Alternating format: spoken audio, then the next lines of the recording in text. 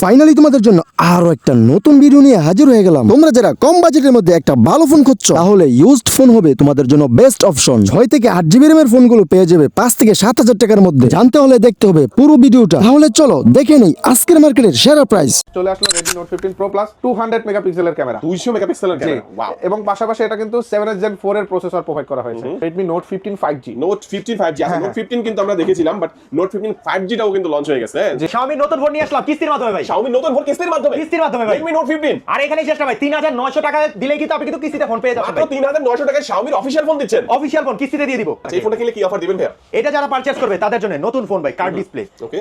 এটার সাথে থাকবে স্পেশালি একটা JBL স্পিকার হ্যাঁ। অথবা সেলফি ট্রাইপড। Selfie tripod, দুইটার একটা okay, 100% থাকবে।